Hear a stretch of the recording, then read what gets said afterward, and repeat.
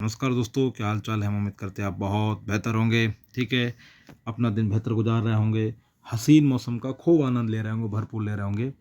और जिस वक्त मैं आपसे बात कर रहा हूँ, एक खबर है आज की जो मुझे लगा इसको कवर करना ही चाहिए।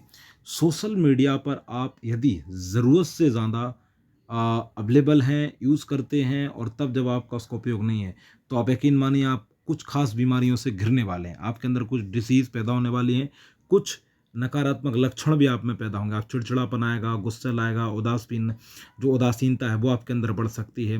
तो अभी ये क्या है कि सर्वे किया गया है, उसमें कहा गया है कि डूम स्क्रॉलिंग नाम की एक बीमारी है। ठीक है, इसमें क्या होता है कि आप लगातार स्क्रीन को देखते रहते हैं, आपको कोई टाइम नहीं होता मोबाइल कितना चलाना है, कितना नहीं चलाना है, इन सब में आप उलझे हुए रहते हैं। ठीक है, अभी सर्वे कराया गया है जिसमें देखिए मैं आपको बताता हूँ। इधर लिखा है कि आधी रात होने को है और आप बिना सोचे समझे नकारात्मक खबरें पढ़ते हुए, मतलब सोशल मीडिया पर आप जो निगेटिव खबरें पढ़ते हैं उनका असर आपके दिमाग पर, आपकी सोच पर, आपके मानसिक जो कहें कि अवस्था उस पर पड़ता है।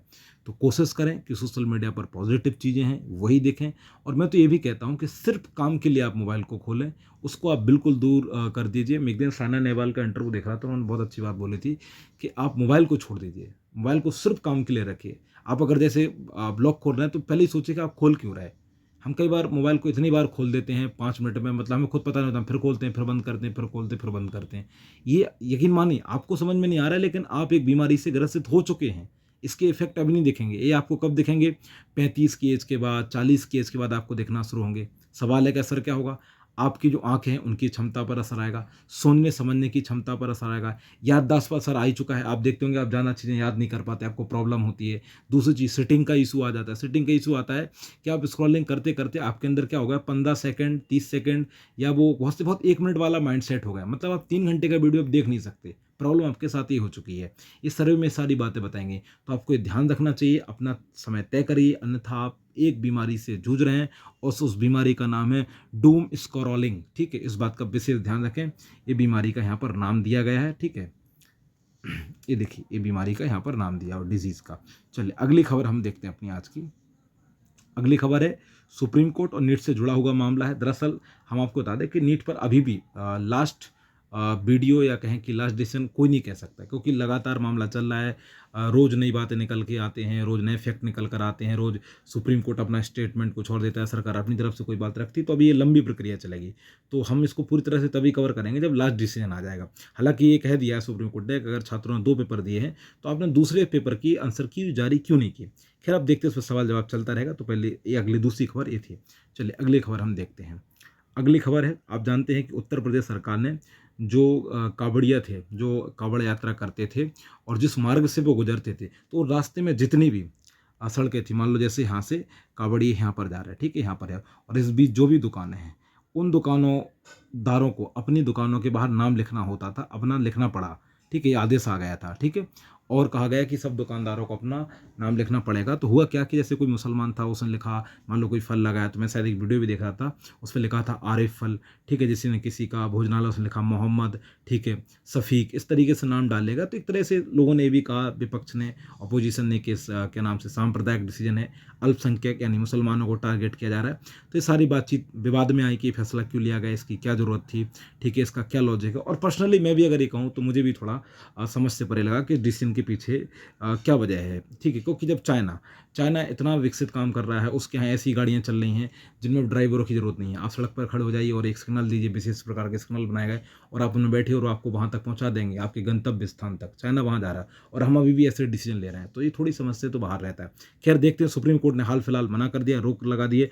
यूपी, उत्तराखंड और मध्य प्रदेश दोनों डिसीजन ले चुके थे। तीनों माफ़ी चाहेंगे, तीनों राज्यों ने डिसीजन लिया था। सुप्रीम कोर्ट ने हाल फिलहाल तीनों को नोटिस जारी कर दिया और कह दिया कि इस पर ये कोई ज़रूरी नहीं है। हाँ, भोजनालय हैं या जो खाने पीने की दुकानें हैं वो सिर्फ आप ये बताएं कि शाकाहारी है मांसाहारी, नाम जरूरी नहीं है। कोई चाहे तो अपने विवेक से लिख सकता है। ठीक है, सिंपल बात है। तो सुप्रीम कोर्ट ने हाल फिलहाल उत्तर प्रदेश सरकार के इस फैसले पर रोक लगा दी है कि दुकानों के बाहर दुकानदारों को अपने मालिक का नाम लिखना अनिवार्य है। ठीक है, आगे ये खबर ही थी। अगली खबर क्या है? अगली खबर है जनाब, ये झटका देने वाली खबर है। दरअसल यह है कि टेलीकॉम कंपनियां अब आपसे ही सब कुछ वसूलने वाली हैं।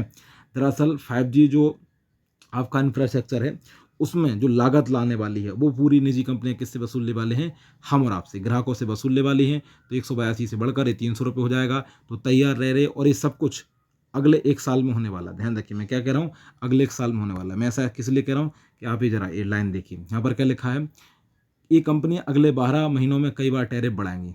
ठीक है, यहाँ से झटका होने वाला 12 महीने। और अभी आप देखते हैं 3 जुलाई को बढ़ाए गए थे। ठीक है, 25% तक बढ़ चुका था। तो अब आगे के लिए तैयार रहिए, आपकी जेब पर भार आने वाला है, आपसे वसूला जाएगा। ठीक है, ये दिन आपको देखने पड़ रहे हैं। ठीक है, टेलीकॉम सेक्टर में तो कंपनी अपने रेट बढ़ाएंगी, चाहे वो जियो हो, चाहे आइडिया हो, चाहे वीवो हो, है ना। माफी जाएंगे, वीवो मोबाइल कंपनी है। ठीक है, हाँ, आइडिया, एयरटेल और वीआई वोडाफोन, ये आपके क्या है, टैरिफ बढ़ाने की तैयारी करेंगे। चलिए अगली खबर। अगली खबर पड़ोसी मुल्क पाकिस्तान से। वो दरअसल ये है कि इमरान खान साहब है, अब उनको राहत नहीं मिलने वाली। अब वो लगातार समस्याओं का सामना करेंगे। दरअसल इमरान खान को कोर्ट से जमानत ना मिले या राहत ना मिले, इसके लिए वहाँ की जो आर्मी है उसने 4 जजों की नियुक्ति कर रखी है और कर दी तैयारी। मतलब पूरी तरह से इनको जेल में डालने की तैयारी चल रही है और अब इनका जीवन लगभग खत्म होगा। ठीक है, तो ये आज की बहुत सुप्रीम खबरें थी। मुझे लगा ये टॉप खबरें हैं, पर आपसे बातचीत की जानी चाहिए। आप बताइए आपको कौन सी खबर अच्छी लगी है। ठीक है, तो आप उस हिसाब से अपना ध्यान रखिए, ख्याल रखिए। राष्ट्र, पर्यावरण और महिला तीनों का सम्मान करिए। जय हिंद, जय भारत, गुड नाइट।